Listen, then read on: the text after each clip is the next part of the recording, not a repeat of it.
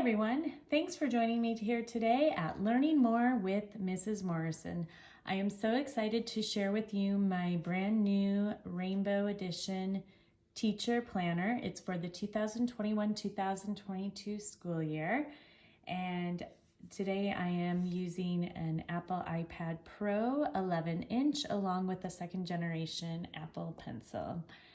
And this is a walkthrough so you can see everything that is included with this planner. And this planner is fully hyperlinked. It has 3 different cover options. You pick the one you want and delete the other 2. Even the cover is hyperlinked to take you here to the home page. On the home page, you'll notice there are some tabs at the top. Home will always take you here. Grades will take you to your gradebook, and stickers, of course, to the stickers section. Along the right side, you see your monthly tabs. I'm going to go ahead and click on August. Here is where I like to plan out my month at a glance. I'll just jot down my lessons for language arts and math. I'll go into more details on the lesson plan page, but this kind of just gives me an overview so I can see what days we have tests, when I have staff meetings, all of that goes on here. Now, if you click on the Sunday date, it will take you to a weekly plan. This is where I sit down and I write out everything I have to get done each day, the things I need to accomplish by the end of the week. I plan my meals. Here's my habit tracker and my shopping list.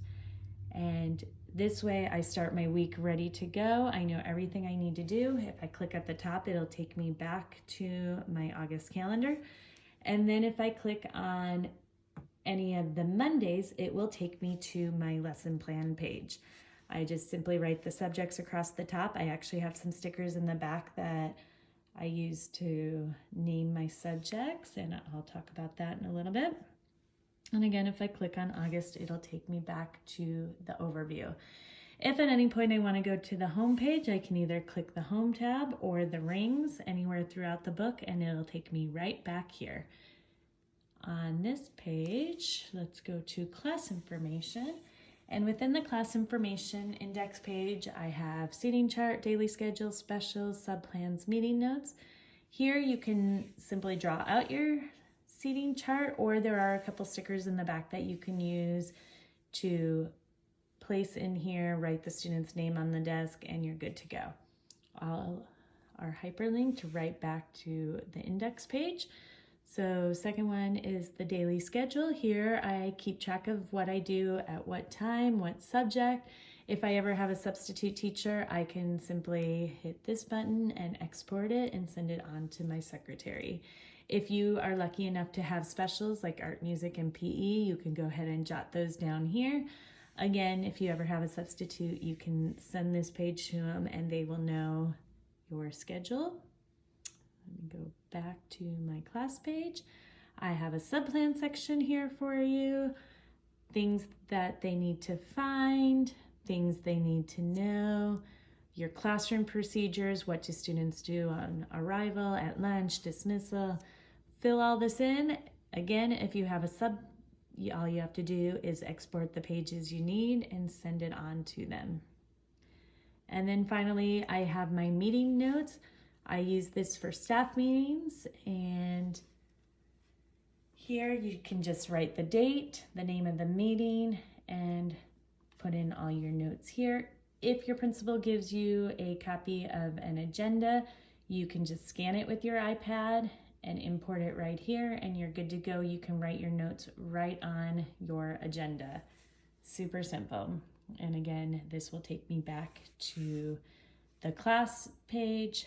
The rings will take me back to my home page. I have student information here. Within student information on the first tab, here's where I like to write the students' names, their parents' names, phone number, email. If you have an attendance program that you can download this from, you can simply download the PDF and import it in here, and no need to even write it. And the best part is you have this information at your fingertips anytime you need it. Okay, next up is student birthdays. I'm a primary teacher, so we like to celebrate the first graders' birthdays. So I just write them all out here, and that way I know whose birthday is coming. Student passwords. Again, first grade teacher, they like to forget their passwords. So I have parents emailing me all the time saying, what is Johnny's password for this program? And it's all right here. One more time, you can import if you have student IDs that you can download from your school server. You can just simply import it here. No need to write it out if that is an option for you. And then we have parent communication. I like to keep track of when I call or email parents. There we go. Date, student name, did I call or email, and the parent response. It's nice to have all this in one place. If your principal ever asks you, when did you call them? When did you talk to them? You've got it all right there. And here we go, back. Again, I have an extra section. If there's something that I forgot that you need, anything you need to write down about your students, you can put it here. I also like this section if I have a student who's on an SST or an IEP, I can put notes here of things I need to do for that student, and you can add as many pages as you want. So back to our main index page. Here's our gradebook, and within the gradebook there's a special attendance section. Here you can just keep track of who's there, if they're tardy, if they're excused, unexcused, that kind of thing. Oops, I meant to hit the attendance. So when you're here, you can hit attendance and it'll take you back to the gradebook. I also have 4 sections for grades. I'm on a trimester system, so I would use grades 1, 2, and 3. The 4th section would probably be an extra section for recording student of the month, or did they return their field trip form, that kind of thing. But you could also delete that section if needed. Within the gradebook, here are our grades. If this page is filled up, all I have to do to add an extra page is this plus button here. It'll say current template. I can add, and now I have an extra copy of my gradebook. And go back. So again, there are already pages in there for the 4 quarters, but you can add more as needed. And then we have our sticker section. So many stickers. So let's go ahead. There are black and white stickers, and then there's also in the rainbow colors. You can use whichever ones you want to decorate your pages. So many stickers. These are the stickers I like to use when I'm using my lesson plan. All you have to do is use your lasso tool. Let me show you. Lasso tool, circle the sticker you want, hold it. It says take screenshot, and then here you see it.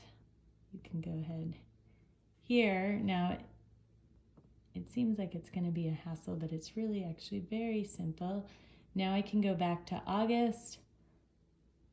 Here's my lesson plan page. I want to add it right here. So here I have it. I can crop it. This way I can put it exactly how I want it within the square. Done. And size it accordingly. Once I have these set up for the first week, I can copy them all and add them to all subsequent weeks, and I am good to go. So that is one way to use the stickers. Let me go back home. Oops, see, forgot to take it off of editing mode. Now hit my tab. Okay, next up is the 2021-22 calendar. So I always like to have the calendar handy for at a glance. Year-long plan. Here you have a way of recording your language arts, your math, whatever you want to kind of look at the long-term picture for. If you want one for each subject, all you would have to do is hit this plus page up here, current template, and now I have 2. One could be language arts and one could be math, one could be science, social studies, however you want to do it. And then we also have some special page templates. depending on what kind of page you like to write on. So you can add these pages anywhere throughout where you need more notes. There is a squared page. Here is wide ruled lines, narrow ruled, one version of the dots and another version that's a little bit tighter. And back home, finally, there's a miscellaneous section. You can put anything else you want in that section. It's currently just a blank page. And if you need to add more blank pages, very simple to do. You can just go here, add more. And now I have an extra blank page there. So there you have it. I hope you enjoyed seeing this new rainbow planner. I think it's going to be super useful for teachers to have all of their information in one place, and I'm super excited about using it myself.